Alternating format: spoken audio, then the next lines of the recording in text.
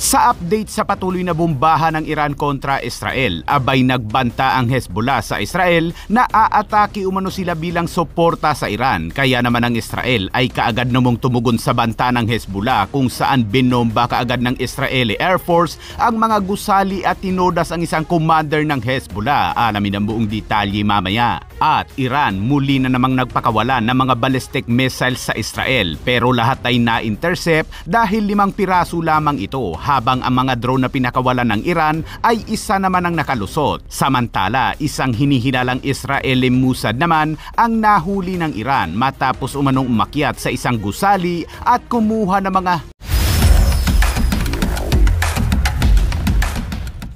napanood natin kahapon kung paano naglunsad ang Israel ng tinatawag nilang wave strike sa Iran. Ngayon naman ay ipinakita naman ng Israel ang ilan sa mga winasak nila sa nasabing wave strike kung saan makikita ang nuclear facilities ng Iran sa Isfahan, Iran na wasak ang ilang section nito. Kabilang sa winasak dito ay ang uranium conversion at mga laboratory. Kabilang din sa mga binomba ng Israel ay ang mga ready to launch na ballistic missiles ng Iran. Kaya't kinabukasan ay lumabas na ang resulta kung saan inilabas na ng Iran state media ang mga larawan ng natodas na mga missile group o mga operator ng missiles. Sinabi ni IDF Chief of Staff Lieutenant General Eyal Zamir na ang Israel ay naghahanda umano para sa isang matagalang kampanya laban sa Iran upang alisin ang tinatawag niyang isang existential threat. Sinabi niya na naabot umano ng Iran ang kakayahan nito sa pagpapatakbo sa plano nitong wasakin ng Israel dahil sa kanilang tala, ang Iran ay mayroong humigit kumulang 2,500 na ground-to-ground missiles at napakabilis pa umano ng production rate nito. Sinabi ni Zamir na dahil sa mga preemptive strike ng IDF ay malaki umano ang lamang ng Israel matapos tudasi ng mga Iranian senior commander. Winasak ang mga nuclear infrastructure, sinira ang nasa 50% na mga launcher ng Iran at nagbukas ng aerial corridor sa buong airspace ng Iran. Ang laban umanong ito sa pagitan ng Israel at Iran ay matagal na umano nilang pinaghandaan kaya't hindi umano pwedeng maantala ang mga atake ng Israel sa Iran dahil kapag nangyari umano yon ay mahihirapan umano ang Israel na pulbusin ng Iran. Nanawagan si Zamir sa mga Israeli na maghanda para sa isang mahaba at komplikadong kampanya na binanggit na habang ang malaking pag-unlad ay ginawa ay mas maraming hamon na naghihintay. Samantala, matapos ang wave strike ng Israel sa Iran noong nakaraang gabi, ang Iran ay hindi naman nagpakitang humihina na dahil gumanti ang Iran kung saan nagpakawala ito ng 5 pirasong ballistic missiles at tinarget pa rin ang Tel Aviv.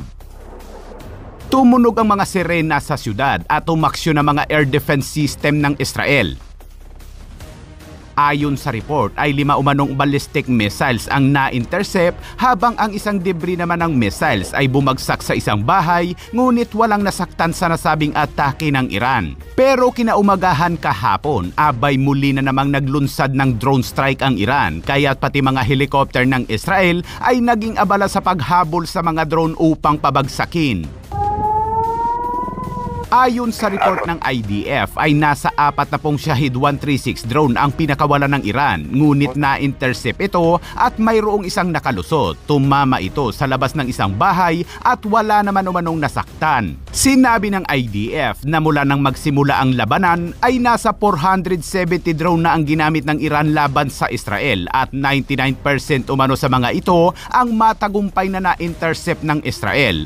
At habang nagpapakawala ng mga drone ang Iran, abay sakto namang romoronda ang puwersang panghimpapawid ng Israel sa Iran kaya naman kaagad na winasak ng Air Force ang mga drone launcher ng Iran. دستگاه ماشین تریدی بار موشک. Ganito ang itsura niyan mga kabayan kapag hindi pa wasak, habang binomba din ng Air Force ang iba pang mga pasilidad sa iba't ibang bahagi ng Iran. Hindi nabanggit kung anong mga pasilidad yan. Pero sa isang hiwalay na operasyon ng Israeli Air Force ay kinumpirma mismo ng IDF na tinodas umano nila si Said Essadi.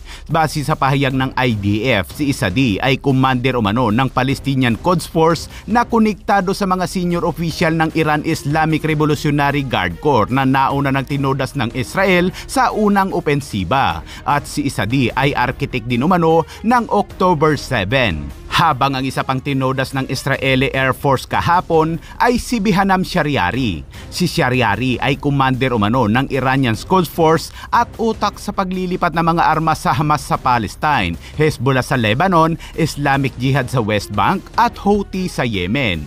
Samantala, nagbabala naman si Israeli Defense Minister Katz sa Hezbollah na tila hindi pa umano ito nadala sa kanilang naranasan dahil nagbanta umano ang Hezbollah sa Israel na muling aatake ang ilan pa sa mga natitira, kaya't sa isang operasyon ng Israeli Air Force abay pinasadahan ito ang Lebanon. Malamang naiiyak na naman ito ang mga UNIFIL peacekeeper dahil umusok bigla ang Lebanon kung saan tinarget ng Israeli Air Force ang isang building na naglalaman umano ng DR-3 cross missiles na nakaharap sa Israel at malapit mismo sa base ng UN peacekeeper. Nang bombahin ito ng Israel ay kitang mayroon nga talagang missile sa loob ng gusali. Parang nakakabilib isipin mga kabayan kung paano nalalaman ng Israel ang mga ganitong sekreto ng Hezbollah.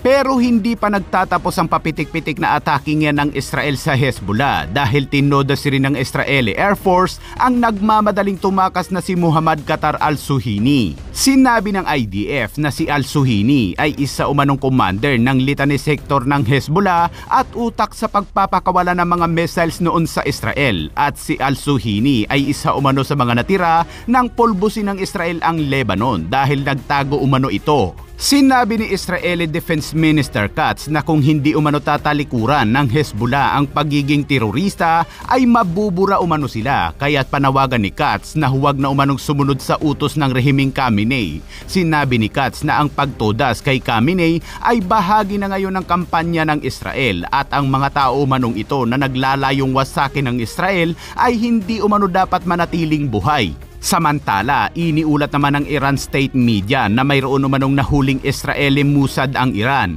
Nahuli umano ito matapos umakyat sa isang rooftop ng gusali at kumuha ng mga larawan ng Iranian Air Defense System, lokasyon at mga kondisyon. Tila hindi naman nadala ang mga Houthi sa mga atake ng Amerika noong mga nakaraang buwan dahil naglabas na naman ng pahayag ang teroristang grupo na Houthi na sinabi na kung sasali umano ang Amerika sa bombahan ng Israel at Iran ay aatakihin umano nila mga barko ng Amerika sa Red Sea. Sa dami ng mga bansang pinagmamasdan ang labanan ng Israel kontra Iran at sa posibleng pagsali ng Amerika, kagabi ay itinuloy na nga ni Trump ang desisyon nito na wasakin ang Iran kung saan umatake na ang Amerika gamit ang mga B-2 bombers nito. Kaya't patuloy ko pang inaalam ang buong detalye para maibalita rin sa inyo ng buo. Happy weekend mga kabayan, shot na! A short time ago, the U.S. military carried out massive precision strikes on the 3 key nuclear facilities in the Iranian regime, Fordow, Natanz, and Esfahan.